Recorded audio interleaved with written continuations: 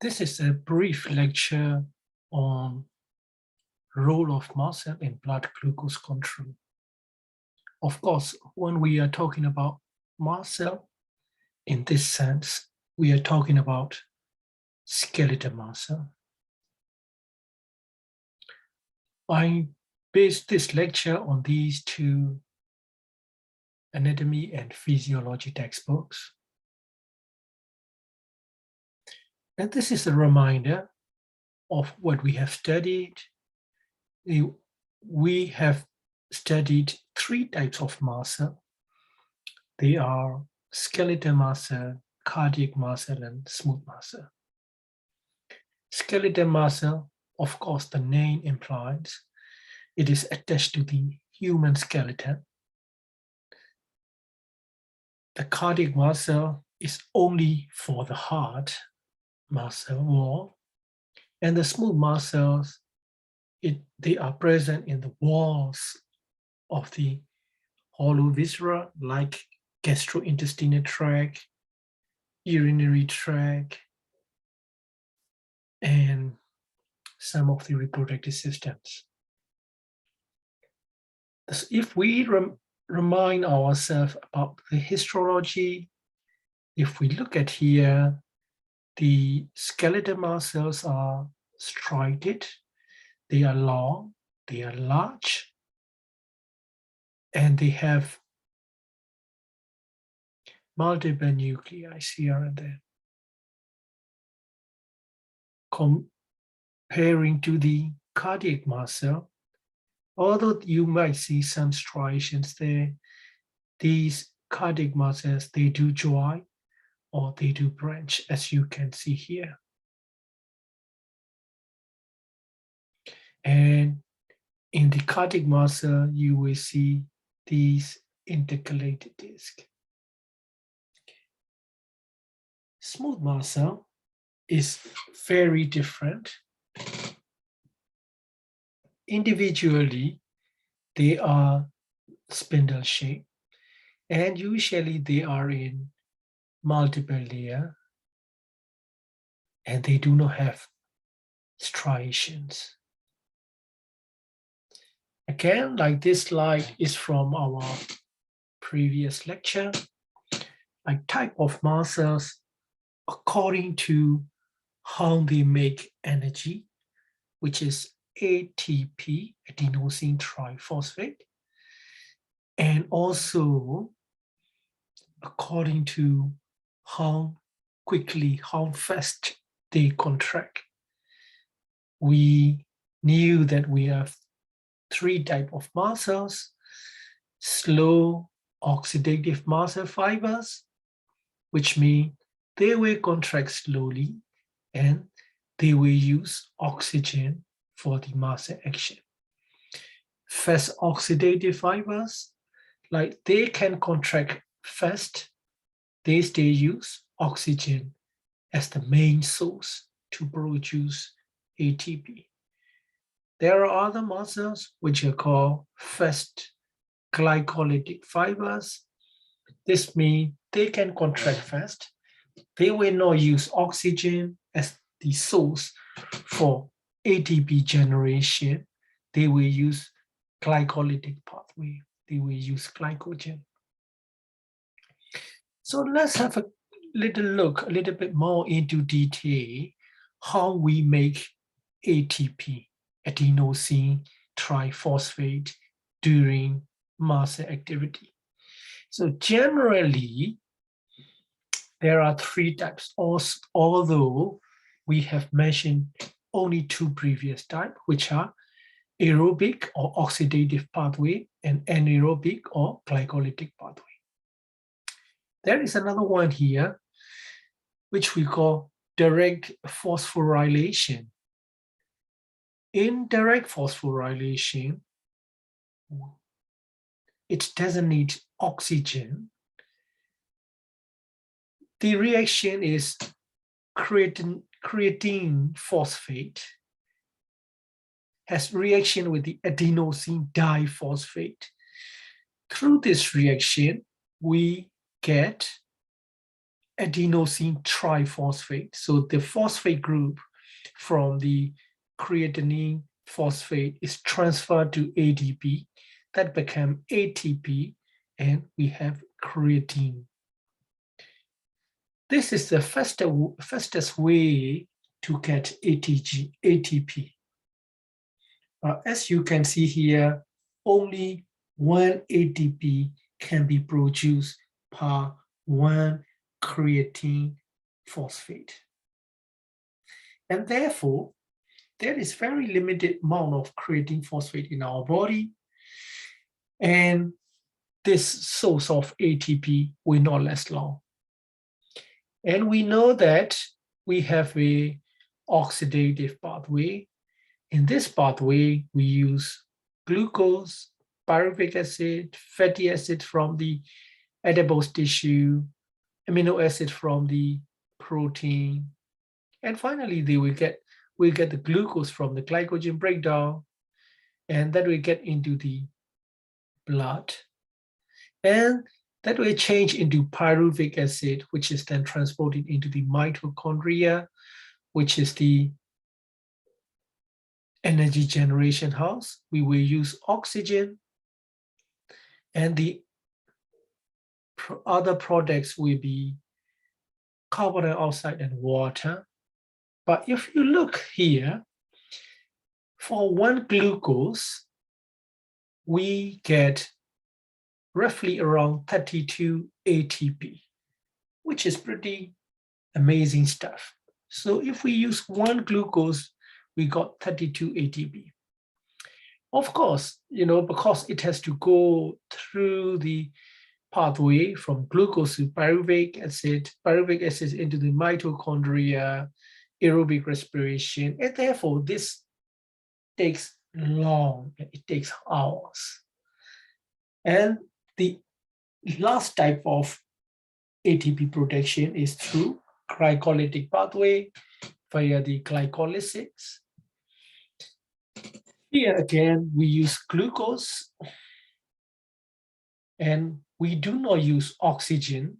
We use glycolysis pathway only, and the final product is pyruvic acid, and we get 2 ATP per glucose.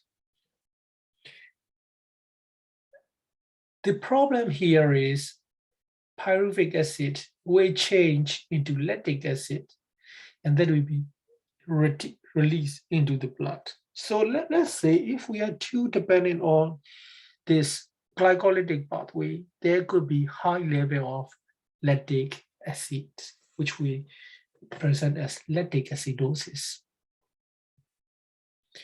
So to go and summarize this again, energy for the muscle, we need ATP. We know that there are 3 ways to produce ATP. The first way is by creatine phosphate, which is the fastest. Second way is aerobic pathway, which is slow, but it's very efficient. We get 32 ATP per 1 glucose. And number 3 is anaerobic glycolytic pathway, which is 2 to 3 times faster than the aerobic pathway. But we only get 2 ATP per 1 glucose molecule, and the byproduct is lactic. If we use too far with the glycolytic pathway, there will be high level of lactic acid, and that can cause muscle soreness because of increased lactic in the blood. So what does an ATP do, adenosine triphosphate? Yeah, so for the mast cell, it will do mechanical work. So ATP is used for myosin. If you remember, actin and myosin, thick and thin filament in the mast cell, ATP will move the myosin head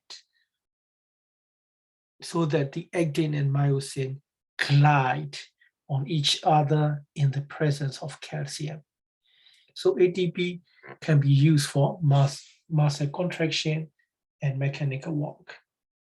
Of course, it can be used for the chemical reaction like A plus B plus ATP, then A and B will be combined and we get ATP.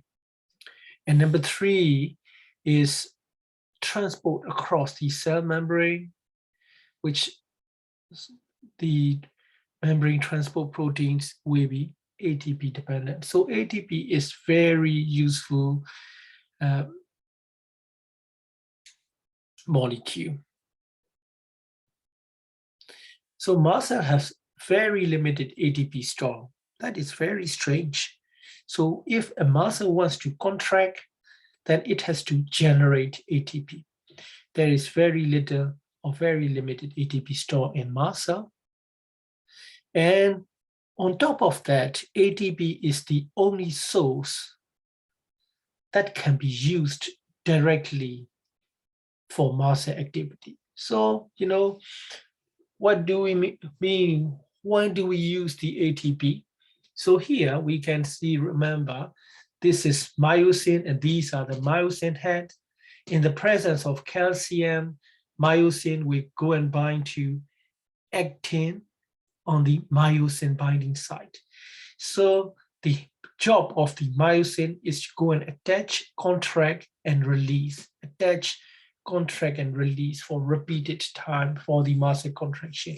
And ATP is used for myosin head movement. And therefore, for the mast cell contraction, we need lots and lots of ATP. So what is ATP? ATP stands for adenosine triphosphate. Triphosphate means 3-phosphate. And if we get into reaction, we get adenosine diphosphate, only 2, and we get 1 phosphate, and energy is released by splitting the phosphate, high energy phosphate bond here. This is the chemical structure of ATP, which is essentially made of adenine base, ribose sugar, which means it is comparable to RNA nucleotide. Instead of only 1 in RNA, we have 3 phosphate group in ATP. So this is ATP. And again, adenosine triphosphate is a form of energy, chemical energy that all the body cells can use. So it is useful.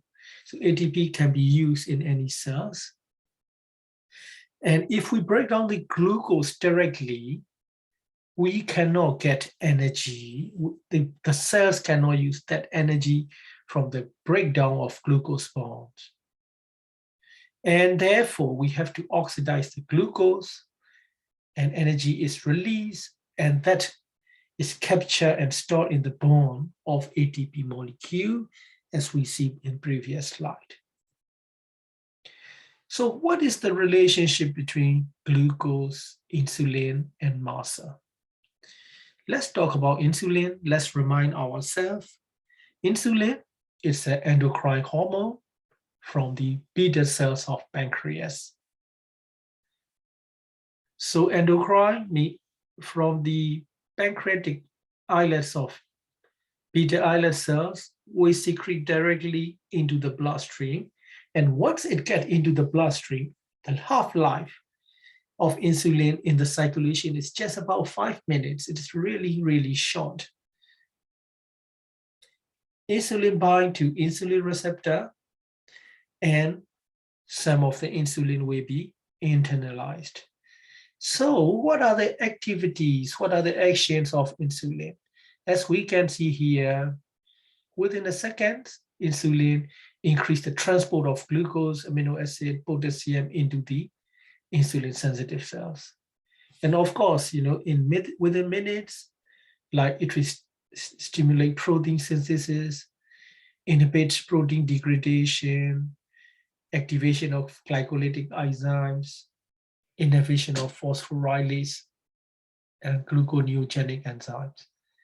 In long term, increased messenger RNA for lipogenic. So which means insulins have action on glucose, amino acids, and lipids.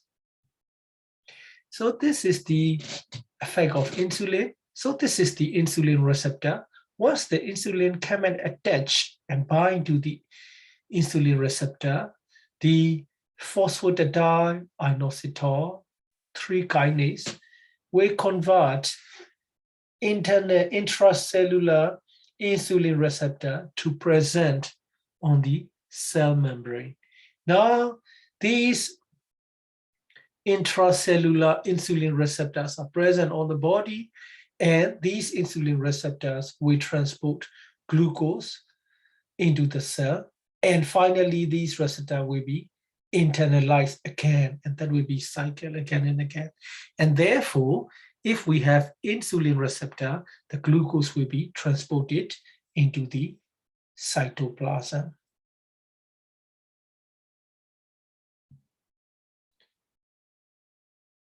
So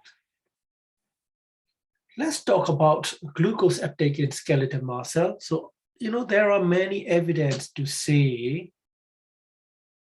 and suggest that exercise increase the insulin sensitivity. Of course, even at the normal basal state, insulin, the skeletal muscle will take up glucose into the cell. It increased, these skeletal muscles will take up more glucose into the cell in response to insulin or in response to exercise. So there are many evidence, and I want you to have a look at this paper. And of course, on the internet, there are many proven documents to state that. So insulin improve the insulin uptake of insulin improve the glucose uptake of muscle into the cell, and exercise as well improve the glucose uptake into the skeletal muscle cells. Why does it happen with the exercise? Exercise increase the blood flow, exercise increase the capillary recruitment in the muscle cell, and that modify the amount of glucose uptake into the cell. And I also want you to have a watch on this little short video, which is very helpful.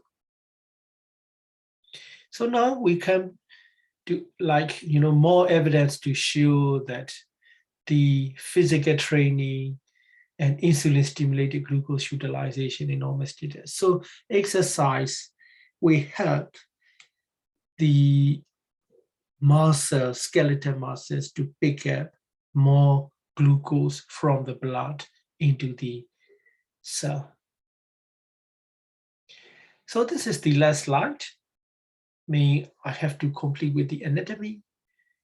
And I'm showing the different type of muscles depending on the shape. Circular muscles, of course, the muscles around our orifices. Example, orbicularis oris around the mouth, muscles around the circular muscle around the eye, orbicularis oculi. Number 2 type is convergent, meaning if you look at our pectoralis major, the clavicle head and the sternal head combine and attach to the proximal humerus. The muscle fibers all converge. Fusiform is just dilated in the center. For example, it is the bicep brachii. And sartorius, pretty similar to fusiform, but it is far elongated, and these muscle fibers are parallel. And depending on the arrangement, if you can see, pennate means Greek word feather. So multipennate means multiple feathers. Like that would be like a deltoid, multipennate. Unipennate, extensor digitorum longus, unipennate muscle. And bipennate muscle, which is the rectus femoris, bipennate muscle.